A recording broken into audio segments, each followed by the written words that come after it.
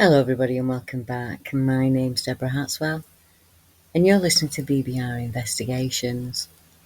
Today, we're looking at the connection and the mystery of the Woodwoes of old, the legends of the Greenmen, modern fae reports, and encounters of cryptid and paranormal kind, like coming from people in the UK. I'll be sharing some modern day sightings of Woodwoes and Greenmen. Now, if you mention the Green Man, or Brown Jack, or Jack in the Wold, to modern Brits, many of them will have no idea what you're referring to. It would seem it's a tradition that has fizzled out over the years, and for those that do, often believe the Green Man is just an ancient thing, something in history or time, gone by. And they'd be correct in that. Images, wood and stone carvings of the Green Man are found across Great Britain, Europe and parts of Asia and North Africa. A beautiful carved face, possibly dating back to the 3rd millennium BCE, could until recently be seen in the remains of the ruined Mesopotamian desert city of At-Hatram in modern Iraq. And sadly now that's been destroyed. But would it surprise you to know that people still report encounters with the Green Man in the UK? Or they see a face in the trees as I did and have no name to give it? Encounters with faces in the trees are often classed as ghost-like, aliens, witches, or druidic, as we only have our knowledge base to go on when trying to describe what we've experienced. It took me a long time to be able to explain the thing that I saw, and I'm still none the wiser 43 years later. I know I've looked down every and any line of thought to try and work out what he was. Over the years, I've had strange messages and feelings of knowing and glimpses of strange figures in the woods. I've struggled to separate what I saw from the Green Man, our fairy folk, and I wonder if he's one of the ancient elementals, appearing to me in a way that I would accept. Now, for me, he was an ape man, and for others, he's the Green Man. And in some cases, he appears, I believe, exactly how you need to see him. Bear with me and I'll explain as we go on. There's a written piece by the Heart of Darkness, and it's always meant something to me, and I'd like to share it with you as it speaks of seeing human features at first hidden within the leaves of a tree that then reveal a face. I saw a face amongst the leaves on the level with my own, looking at me, very fierce and steady, and then suddenly, as though a veil had been removed from my eyes, I made out, deep in the tangled gloom, nakedness, arms, legs, and glaring eyes. The bush was swarming with human limbs in movement, glistening, of a bronze colour. The twigs shook and swayed and rustled, and the arrows flew out of them, and then the shutter came to and closed. I was ridiculed for my experience, and I still am. I saw a horrible face in the leaves in 1982, and I kind of carried that stain for decades. But can you imagine if I'd made that public in the Middle Ages and the uproar it would have caused? And for anyone who doesn't know, in 1982, I skipped school with my friend, went into a local park, as kids did back then in the 80s, a place I played in every day. I was doing a very normal thing. We were, kind of ducked in a den in the bushes, and I saw a movement within the leaves. And when I looked at that movement, a face came out of the leaves. There's no other way to describe it, really. It leant forward and it looked at me.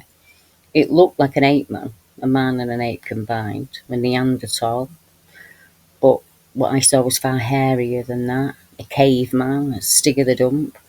I've had a million names for it given to me over the years, and for me, he's always been the man-ape, because that's exactly what he looked like. And I had trouble trying to explain that in 2025. So what must it have been like back in the Middle Ages when people reported seeing these things? I have a very complicated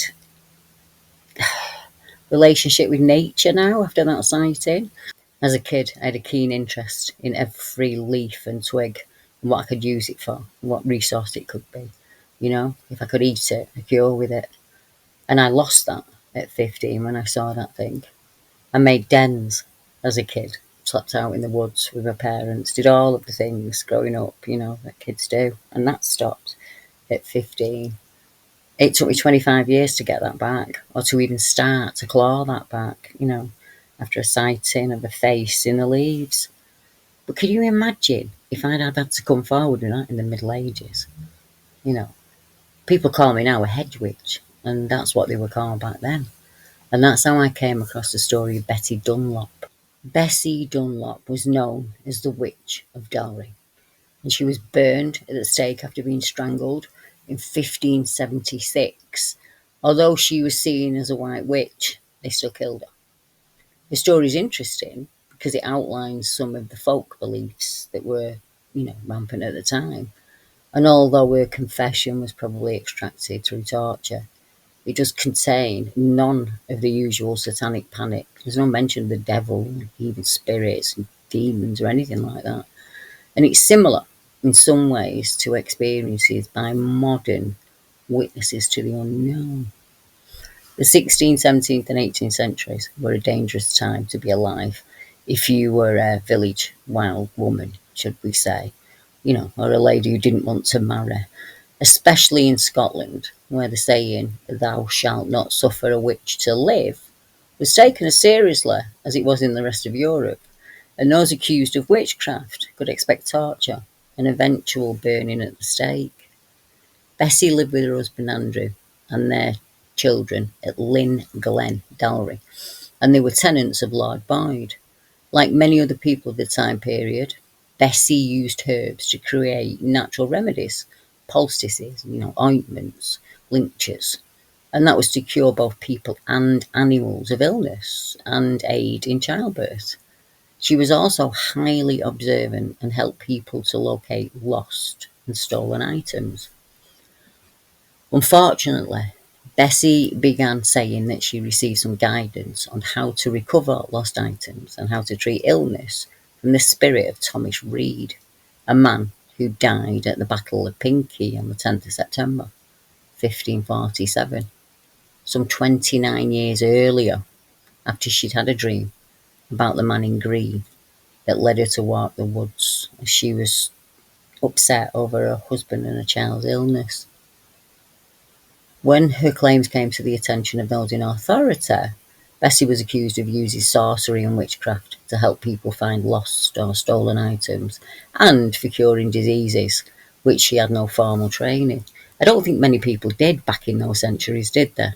I mean, when it started out, doctors were seen as one of the lowest positions you could have, and it was often the local idiots who would remove a limb when needed to be, or, operate on certain people, and things are very different now, but they were very, very, very dark back in those days. Now, Bessie claimed that she first met Thomas while she was driving her cows to pasture near the yard at Monkcastle, at which time she was grieving for her husband and infant child, who were both extremely ill and close to death, and she was also worried about one of her cows, which was sick. Bessie described Thomas Reid as being an elderly man with a grey beard, dressed in grey clothing of an old fashion, with a black hat. She claimed that Thomas Reid told her that both her child and the sick cow would die, along with two of her sheep, but that her husband would recover, after which he dived into a hole in the dike surrounded by shrubbery and was gone. When questioned how did she know for certain that spirit was indeed Thomas Reid, she replied that his spirit had bid her to go to Thomas Reid's son, who worked as an officer to the Laird of Blair, and to certain other kinsmen and friends who he named. She also claimed that the spirit of Thomas promised her goods, horses, cows, cattle, that kind of thing, if she turned on her Christian faith, and that he was very angry with her when she refused to do that. She also said that he told her to keep silent when he introduced her to 8 women wearing tartan and 4 men in gentlemen's clothing, whom he claimed were good witches from the fairy court of Elf pain. And that translates loosely to fairy land, really. And they invited her to join them. But as she kept silent, they left. Under interrogation, Bessie declared that when the country folk approached her for help in finding a lost or stolen item, she always sought the advice of Thomas, whom she claimed told her where the lost item was. She would sit in the woods and have a conversation with him in her head. She also claimed that Thomas taught her how to pick and mix the correct herbs to create natural remedies to cure illness, and that she had used these remedies to treat John Jackass's child, um, her husband's cows, as well as Lady Johnson.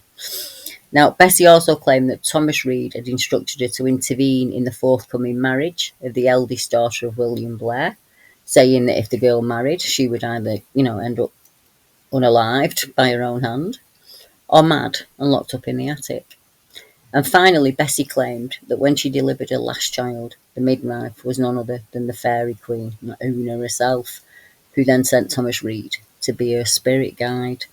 It was even said that he gave her a piece of green string to hold during the birth, and that she lost it, and that was the reason the birth didn't go well. Poor old Bessie did no more than walk in the woods and talk to the fae. She cured the sick, she made potions and lotions to heal and help.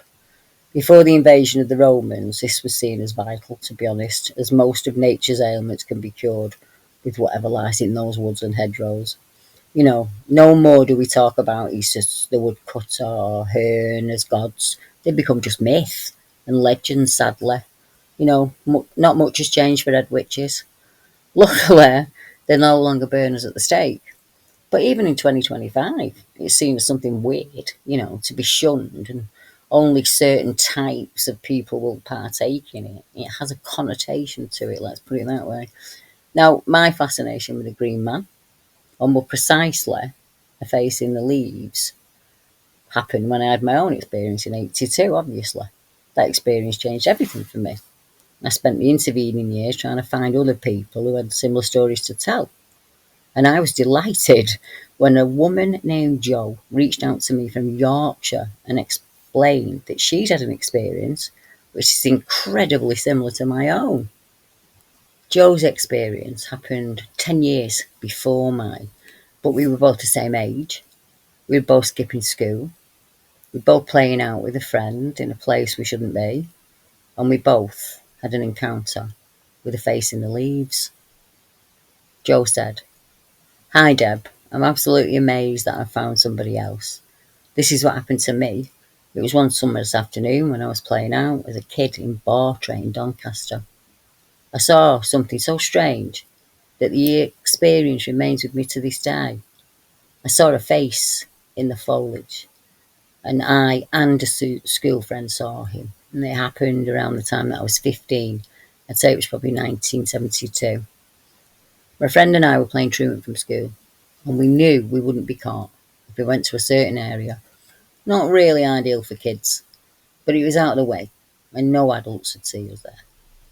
We were just messing about in an old abandoned sewage works known locally as Dead Dogs Island.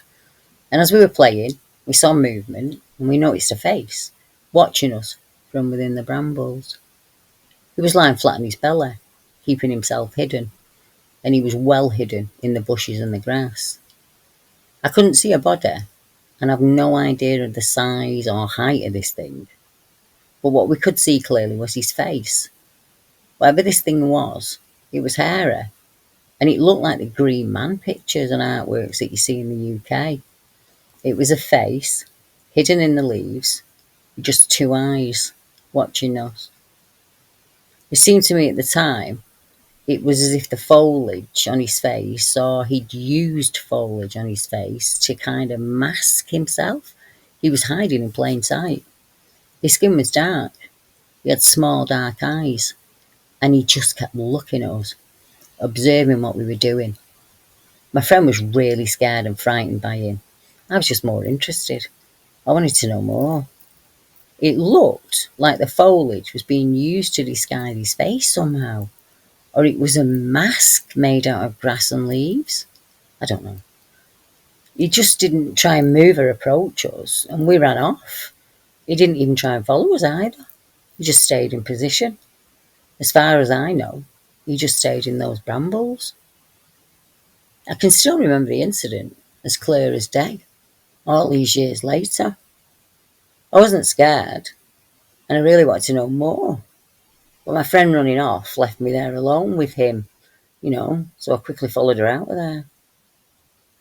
Weirdly, though, in the same area, within a year of that encounter, myself and my brother were walking home, and we realised we were being followed by something that we couldn't see. We could hear it moving, hear it as it went along. It was shadowing our steps in the trees and bushes off to the left of us. It was a dark night, and we caught a glimpse of something that had orangish eyes.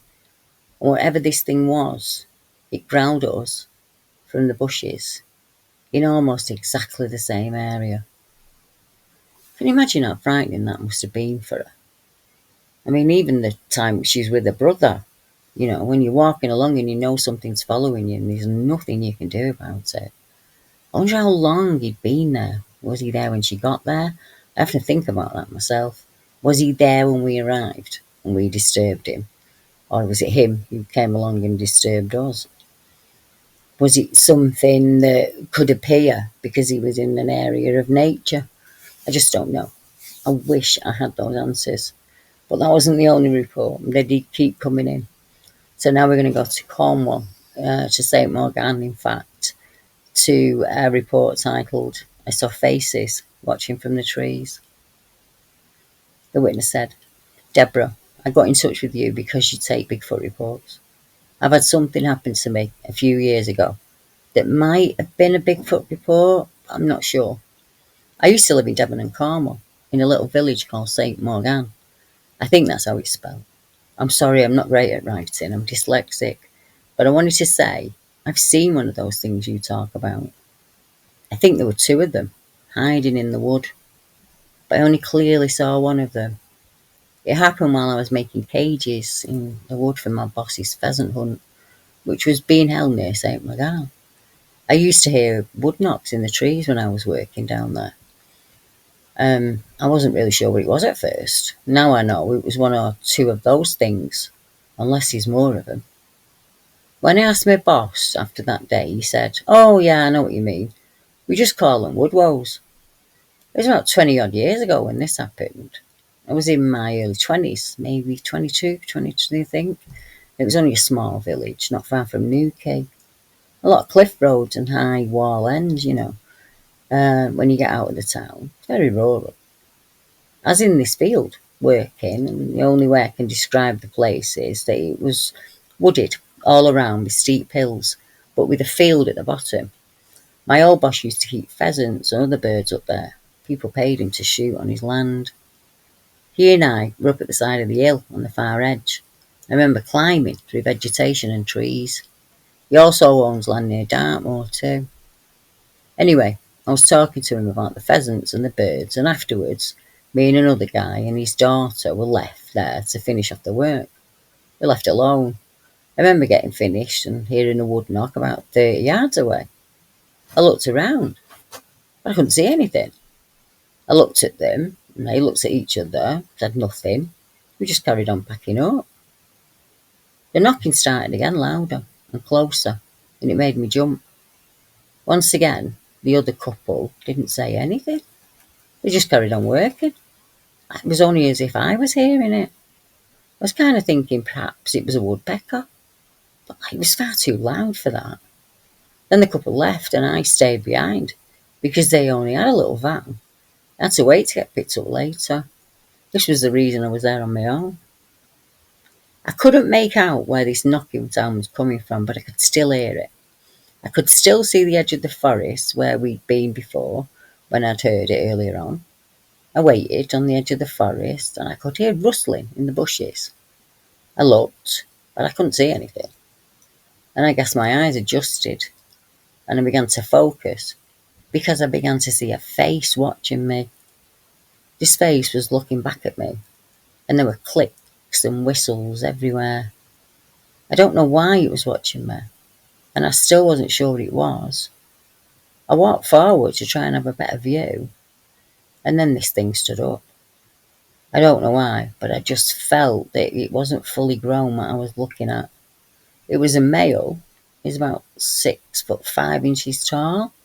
It was kind of a copper colour, and it looked right at me. It was gone in a shot, and I heard my old boss's Land Rover returning to collect me. I got in. I said nothing, and he was like, "What's up with you?" And I was like, "Has anyone ever said anything about like a creature being here?" And he was like, "Oh yeah, we just call them Woodwoe." He replied, "Just leave them be."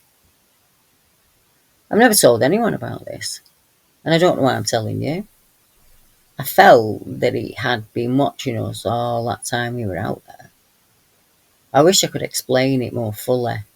I'm just sitting here remembering things about the day and jotting them down. I have heard people say you get a smell sometimes when you see them. I didn't get any smell. Anyway, I've told you now, and I'm glad I did, because I know what I saw. I've worked other cases before where people have been either setting traps or, working at sites where shoots happen. And maybe possibly one of the reasons is ease of food. There are lots of pheasants, lots of chicks around at the time, or maybe it's a curiosity of some kind where they watch you as you watch them. I really don't know. The next case I'm sharing with you comes from the Mysterious Britain blog. In September of 1986, an experience took place on Four Ashes Lane that led to speculation that a large green man haunted Criers Hill. The following article, entitled Phantoms of the Forest, was published in the South Book Star on the 26th of December 1986, and it concerned Mark Nurse's experience, which took place 6 days earlier. Mark and his friends saw a ghostly figure dressed in green, and it startled two motorists as they drove past a crematorium just before midnight. The apparition suddenly loomed up at the side of the road, sending shivers down the spine of Mark Nursey and his girlfriend Alison, who were in the car behind him. Mark of Heppelwaite Cloth, High Wycombe, said, "The most uncanny thing was the way it stood. He seemed to be wearing what I can only describe as a big woolly green jumper. I couldn't make out the head or hands. He seemed to be stooping, but he was about 5'11" tall. He was well built. The weird figure described in the blog as a ghost was also seen outside Hughenden Crematorium." Now, there was a follow-up article on the 17th of October 86 detailing another experience. Another witness of the Phantom of the Forest has recalled his terrifying ordeal. The 7-foot-tall green ghost was seen by warehouseman Phil Mullet, just yards from where 21-year-old Mark only saw the figure at 4 Ashes Road, Crier Hill. When he read the account in the paper, he realised that Mark had seen the same figure that he'd seen. Paul said, "It gave me quite a shock to read it. The account was so close to my own. It was about 9:30. I drove into 4 Ashes Road, and on turning my car lights on full, I saw this green person appear from the right-hand side of the road. It drifted out to the centre of the road, then hurried towards me. It kind of waved its arms, not to frighten, but as if to warn me to keep back. It drifted into the hedge on the other side of the road. But as I got closer, it came out again to the centre, and it turned, and again it lifted its arms up. I knew I was going to hit it. I think I cried out or shouted or something. Phil braked, and although he must have hit the figure, when he got out to look, there was nothing there. He said the figure was bright green, but appeared to have no legs or hands. The body was solid, and it stood about 7 foot tall. Instead of a face, there was just a misty grey, round shape. Oh, can you imagine coming across that driving at night past a cemetery, crematorium? That is something you remember for quite a long time, I would imagine. I remember being out with Mark one night, and we were coming back through Tilsley, And we were driving, it was only about 9:30, 10 o'clock. It wasn't like middle of the night or anything like that. And we were driving, and over it was a stone wall around the cemetery there. It was just like this black mist. It's the best way I can give it a name. Went over that in front of the car and down onto the other side of the road. And we both kind of said to each other, "Did you see that?" And we just didn't speak about it again. It's just this big, bulky, massive, dark mist. Fog? I don't know. I don't know what to call it. But many years ago, when I first started searching for others who had been unlucky enough, like myself, to have seen something similar, or to have seen the green man, or a face in the leaf, I was contacted by a lady who lives in the St. Helens area, and she saw a horrible creature. I mean, she was playing out on greenbelt land at the back of her home. She was about 8 years old at the time. She thought what she saw was a monkey that had been crossed with a dog of some kind. She remembers it being as big as a bear, and it took her many years to go back to that spot. She was playing out with her friends. I think they were building a den, and you know what it was like. Everyone went in, and she was minding the den, so no teenagers could come along and nick it. And that's when she saw it. But she did see it other times. She said since then she's seen them, as she calls them, just from time to time. They're always hidden within the trees, as if watching the area constantly. Over the years, we've kept in touch. She updates me from time to time. The area this happened in is old mining land that runs for miles and miles. And on that land there have been sightings of strange figures. One woman walking her dog saw an ape-like creature that peered out of the trees at her. And when she let out a scream, the creature melded back into the greenery. Now the word stuck with me, melded. Why?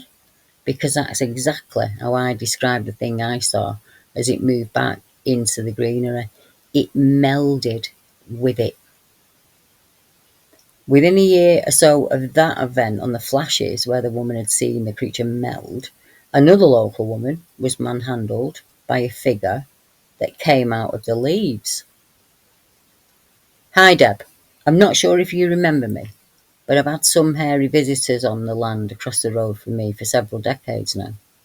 As you know, my home sits on old mining land that know now it's mostly greenbelt, can't be built on. It's got lots of woods and walking paths out on there. The local dog walkers use it a lot. Well, at the top of the road, you turn a right, it takes you past a row of houses. And on the left is some land that runs from my house right up to the railway track. The green belt runs behind the bungalows right up to the railway line, the bridge, once you cross the bridge. You have a row of terraced houses. And on that right, that's where the green belt lands behind. On the left is another park. And the far end of that park is a road that leads to an even bigger park with a huge lake in the middle. It's quite rural here. And when I was a child, it was more so. But there's been a huge boom lately, building new houses. We had a few recent incidents where some people have described seeing a hairy homeless man who would fade back into the undergrowth. I'm not sure how that's possible, as these thick brambles and about 14-foot high down there. One dog walker I met said she was grabbed from behind by someone in the dark. She felt that he was trying to drag her deeper into the thickets. Thankfully, her dog chased him off, but she ended up on the floor, and she can only remember seeing an arm come from behind her. She said whoever he was absolutely stinking, so she just assumed he was just some dosser, some derelict man living there. Another incident occurred to a man who was just across there when a strange face appeared out of the bushes, just stared at him. It was just a face, so he assumed the face belonged to a homeless man and asked if he needed any help. The so-called homeless man's face just blinked and merged back into the tree. He was describing the man as smelling like a dead animal. He had long hair all over his face and beard. He was very ugly. All the locals think it's a homeless man, but I don't. Anyway, there have been some developments on that land as you approach the railway bridge on the left. It's been sold. So there've been builders on there fencing off. They started cutting back the woods that grow on that side of the road. I've never seen them do that in all the time I've lived here, and I've been here 27 years. And the council have never done anything like this. Apparently, there have been complaints by building contractors stating that children are hiding in the woods and throwing stones at them. That thing, homeless man, whatever name you want to give it, could have been out there for years, couldn't it? Could have been out there for decades. A lot of people said what I saw was a homeless man, and you couldn't have mistaken it for that. You couldn't have mistaken it for a man in a suit or some kids messing about. It was just indescribable. It wasn't something of this world, is the only way I can put it. Now, also not of this world, is an account that we came across in 2007 from a passenger on a train, and it took place in New Malden, of all places, which is not far from Wimbledon Common, close to the Beverley Brook area. It's a small train station used by many people who commute from London. And it was Michael Appleby who came across the article in the Greenman blog, mentioning this account, and he sent it along to me. The guy's name is Nick Skirton, and he says, one summer afternoon in 2007, I was returning from central London, and my train had spent a few too many minutes idling at the platform in New Malden station. Lost in thought, I'd been looking out the window at nothing in particular, when I suddenly saw something that made me gasp out loud. At the far end of the London-bound platform was a thick bank of trees and shrubs behind a fence.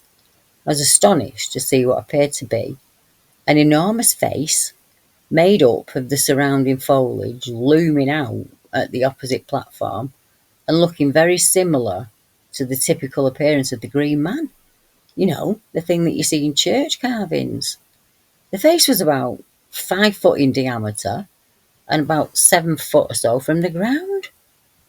I was amazed how perfect the face seemed to be, though at the same time I knew it was just my brain demonstrating its knack for face recognition in random patterns.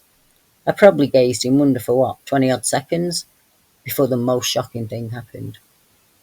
Suddenly, and with tremendous velocity, the entire face withdrew backwards into the vegetation, which caused the surrounding bushes and trees to sway violently. Most strikingly of all, a branch that must have been under the face swung backwards with immense force, as if a huge weight had been lifted from it, before smacking into the surrounding greenery, and I assume, got back in its original position. This whole motion took about a second, and the face had completely disappeared. I could accept that a fox or even a human might have been sitting on the branches and had jumped off, causing them to bounce back into position. But this would not easily account for the very distinct retraction of the face, as if it was wrenched backwards into a tunnel. The face in no way looked constructed or man-made, and it seemed to consist of a natural, though utterly remarkable arrangement. The features of the thing were clear to see, and I was particularly struck by the grinning mouth and the staring eyes. Quite how the verdant visage was sucked backwards, I have no idea. I've often wondered how, or indeed why, anyone would have achieved this bizarre effect for a bored South West Trains passenger. The train drew away, and I sat back in my chair, feeling strangely unnerved. And all of my subsequent journeys through the station, I've never seen anything like that again. The blog author managed to get in contact with Nick to ask his permission to, reproduce the letter and to see if there was anything else that he could add. And Nick said, there was no one near me when I saw the weird thing, which is slightly frustrating. I was travelling back from town after doing some shopping. It was a sunny day. I suppose the train had been waiting for about 2 minutes before I noticed the face in the leaves. I'd been staring out of the window all that time, and it was, as I recall, it was like the moment I looked at the bushes that I saw the face. I've always had a good look at the bank of trees whenever I pass through Malden Station, but it's always looked like a rather just standard bush, nothing else. It was, though, the terrific suction that seemed to be exerted on the face as it was wrenched back into the shrubbery. It was just inexplicable to explain. The violence of the exit and the massive swaying of branches and foliage was quite spectacular, and just left me feeling really surprised and shocked. I only wish now that I'd got out of that train and gone to investigate on the opposite platform, but alas, I didn't, so I'm just left with the mystery of it all. What that must have been like for him. You know, we've all done it. We sat on a train, just stare endlessly out of the window, hoping, that you know how long you're going to be at this platform. And then you see before your eyes something completely impossible. A, the making of a face, and then B, the way that face is then pulled back into that greenery. We could say melded, we could say merged, became one with. There are lots of ways that we can describe it. But in all of the cases tonight, we're talking about things that are almost hiding within the bushes. Now, there was a case I remember where it was stated that what the gentleman had seen were aliens, and I think that took place in Clapham, if I remember rightly. And he described what he saw when he was photographing in the woodlands was these faces that would appear within the trees. And he thought that these faces were of an alien nature in some kind, and I would suggest that his background knowledge is in the alien subject, because my background knowledge is in cryptid subject, so I kind of put the Greenman in that category, and we're all kind of, we do that. That's what we do, don't we, as human beings? We put our connotation on it. For somebody who was a pagan or into the old ways would see it maybe as the Green Man, a brown Jack, whatever name we want to put on it or give it. But it shows you, doesn't it, that over thousands and thousands of years, human beings have reported seeing a face that watches them from the leaves. So the next time you're out with the kids or on your bike or with the dog or even on the train, have a look at the greenery around you and see if you can see a face within those leaves. Thank you very much for joining me tonight. Your company has been wonderful as always. I hope that you've enjoyed the stories that I brought you, whether you are new or a returning subscriber. Talking of which, if you're not, why don't you hit that subscribe button? It can really help my channel to grow. We also do a live stream on occasion, and we'd put a podcast out as often as we can. And I'm sure there'll be something within that you will enjoy.